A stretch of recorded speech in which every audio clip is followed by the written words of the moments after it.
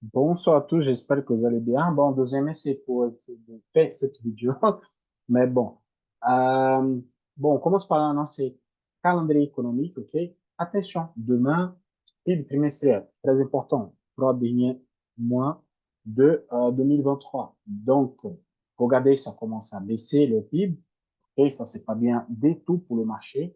Et ça, ce chiffre, il est très attendu parce que c'est la première de l'année. Moi, j'attends le 31 de janvier vraiment pour faire une perspective pour toute l'année par rapport à la méthode. Moi, je vais faire les calculs, OK? Ils les ont pour toute l'année. Et on va travailler un an avec la méthode sur des nouvelles perspectives, OK? Que je vais tracer à partir de maintenant. Et je vais ravi de faire ça parce que vraiment, je fais tous les tests de 10 dernières années et ça a super bien passé. On va essayer pour 2024.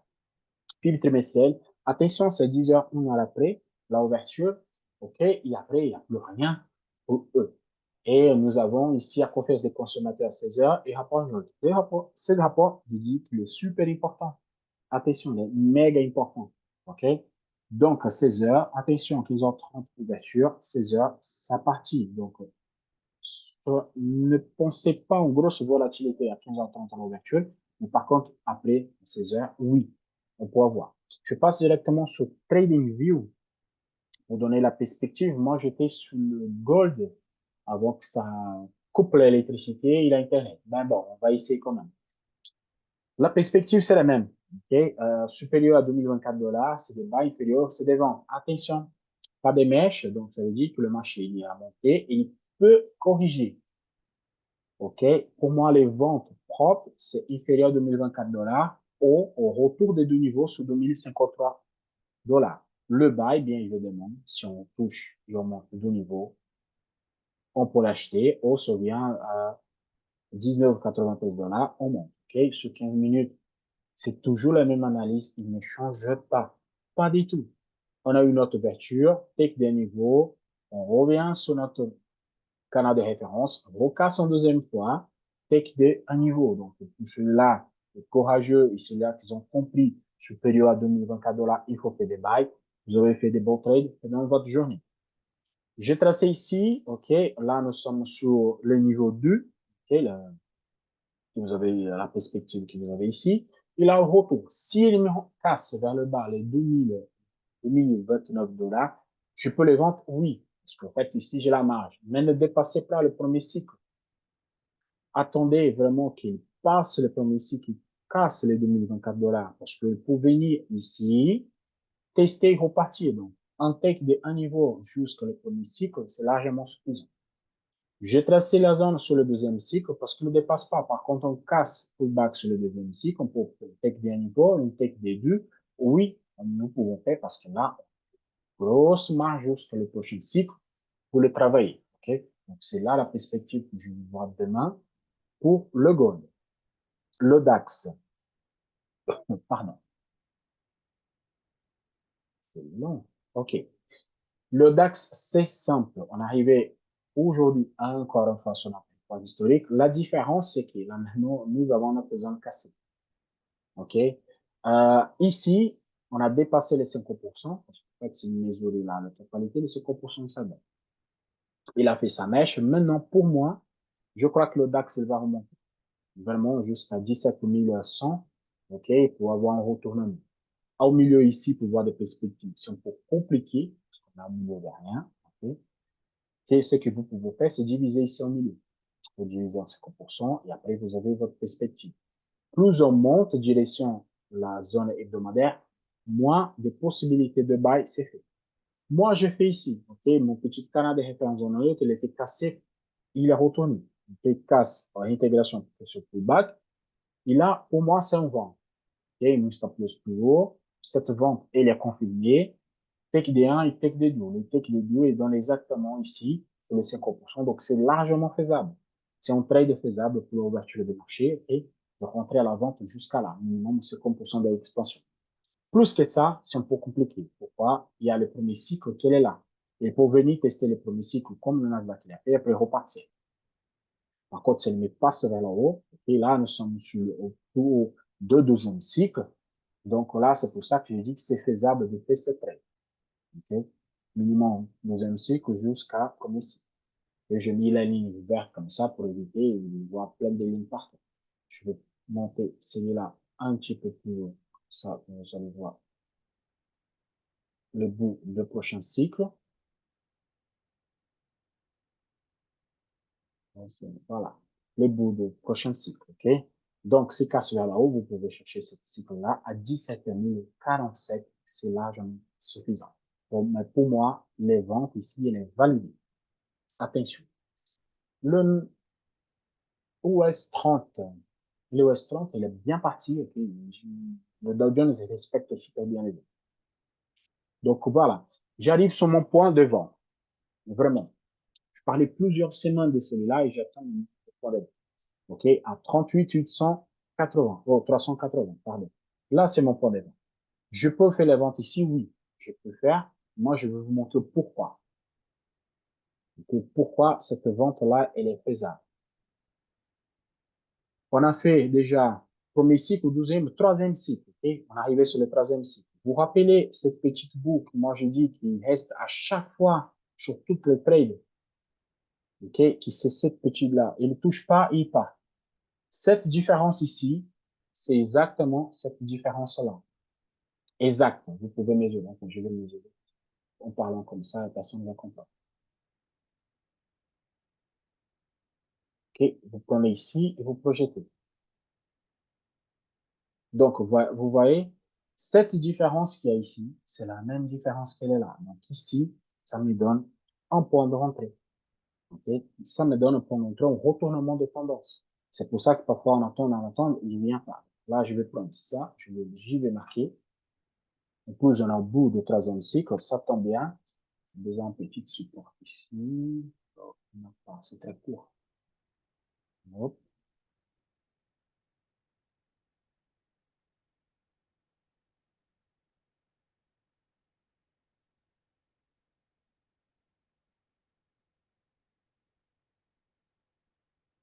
Elle est partie sans nous, malheureusement.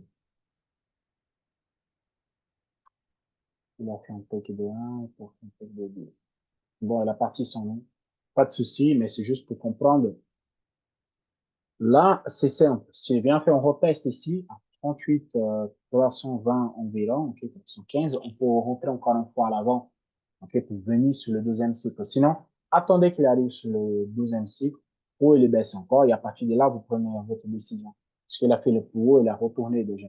Je ne veux pas tirer vers le bas parce que le support, il était là. Donc, obéit parfaitement. Le plus haut, le premier support, ok. Il y a eu la casse. Le plus bas qu'il n'est pas arrivé en 100%, mais là, il est parti. Ok. Donc, ça arrive, mais c'est ça les calculs. Il ne faut pas faire note. Donc, vous pouvez trader ici sur 1 minute. Je crois que sur 1 minute, le point d'entrée ici, il était magnifique. Ah, sur 1 minute, était super top. Regardez. Canal de référence, on en est projeté. Casse, il est encore dedans. Pour ceux-là qui sont 1 minute, il est encore dedans. Vous avez un gros chandelier ici, carrément sur la ligne, okay, vous projetez canal de référence, projeté vers le bas, zone neutre, et vous pouvez rentrer sur 1 minute. Sur 1 minute, c'est très bien encore valable. OK? Sur 1 minute, oui. Euh, perspective pour demain, OK? Moi, j'attends un retour minimum sur le premier cycle. Vraiment. Ah, Maurice, sur la perspective de bas, oui, bien évidemment. Si on vient casser ici, okay, si on pète vers là-haut, sur cette zone, je ne vous conseille pas de trader, mais si on casse la zone de 38, 380, ok, ou 90 pour être mieux, là oui, ça veut dire qu'il va envisager la zone de 38, 800, ou 38, 900, comme vous voulez. Mais il faut attendre la casse de 38, 380 pour rentrer en position, ok? Parce que là, vraiment, on a la zone de retournement, on a ce troisième cycle déjà, c'est le lundi, il a fait 3 cycles, donc la correction, c'est normal. La correction, c'est super normal, ok? Donc, je viens sur le Nasdaq. Le Nasdaq, il a poussé hyper fort. Lundi, il a poussé super fort, le Nasdaq. Vraiment. Mais le lundi dernier, il a fait la même chose. Poussé fort et après, il a tout corrigé. Là, c'est différent parce que nous sommes à côté de record historique.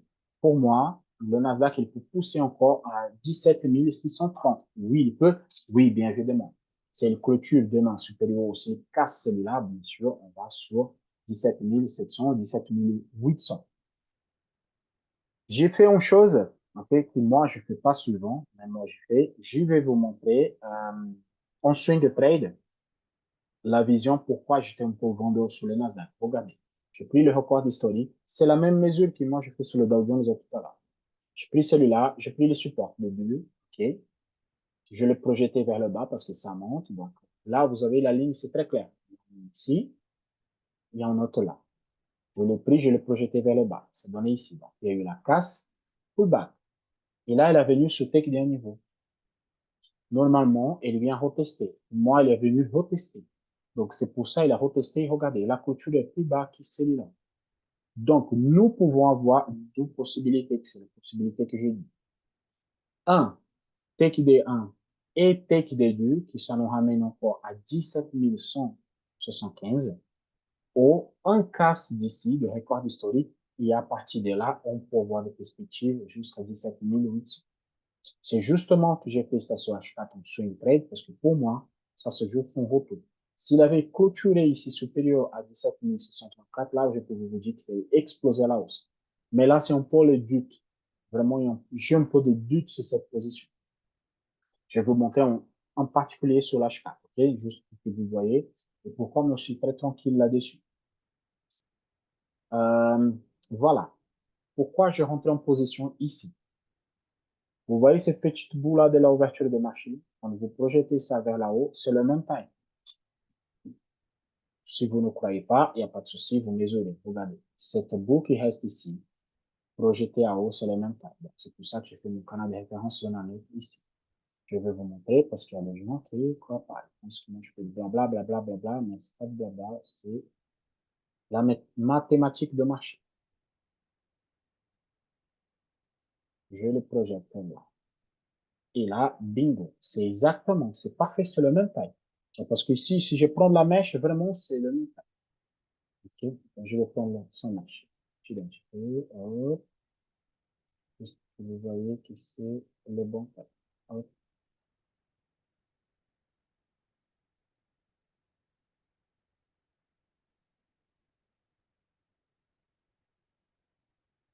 Et comme par hasard, c'est la même ligne hebdomadaire intermédiaire que moi j'utilise. Et que c'est la ligne plus fin. Ça veut dire que c'est un niveau de confiance pas trop fort. Mais dans ce cas-là, regardez, c'est mathématiquement correct.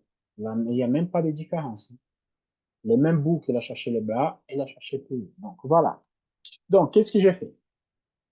Vu cette observation que j'ai fait, je fais une canal de référence. Parce qu'en fait, c'est le premier retournement, zone de support. Projeter ma zone en net, tester, tester, tester, hop, il allait dedans. D'où possibilité, ok, la possibilité, c'est simple, casse vers la haut, donc ça veut dire que le petit bout, il est cassé, là, boum, explosion à la hausse, donc dans cet intervalle-là, il ne faut pas trader, parce qu'en fait, le réflexe de la partie basse, donc ça veut dire que là, il ne faut pas trader, parce qu'il faut voir en retournement. Si les tests retour des deux niveaux de vente, si les casse 17 580 ventes, ok, take des 1, take des 2. Par contre, c'est le MICAS, le 17 630, là, oui. On peut envisager d'abord un record historique, et c'est le MICAS, le record historique, on peut envisager 17 800 direct, sans pause. Ok? Vous pouvez rentrer sur le pullback, take profit le plus haut, et laisser tourner. Parce qu'il va chercher. Il y a la marge pour aller là-bas. Forte marge. Par contre, moi, je pense qu'on va voir un retournement. Parce qu'on a fait trois niveaux, ok, pareil comme les Dolphins ont explosé au premier cycle, au deuxième, trois cycles, ok, pour le lundi, c'est trop. On peut voir en correction minimum sur le deuxième cycle, pourquoi pas, ok. Donc, c'est à observer demain. Il a gagné déjà le lundi 1, 13%, c'est énorme, c'est énorme. Et si vous voyez le lundi, je vais vous montrer le lundi dernier, c'est ce lundi-là, mardi, lundi, elle est là. Et ils ont ouvert dans la même configuration. Ça, c'est le lundi 22. Et là, c'est le lundi 29. Le marché l'a monté, il a retourné. Donc, le marché l'a monté, il a retourné sur la même dynamique. OK? Donc, c'est à observer. Demain, c'est un nouvel jour. Et On se voit demain soir pour de nouvelles aventures. À la prochaine. Ciao, ciao.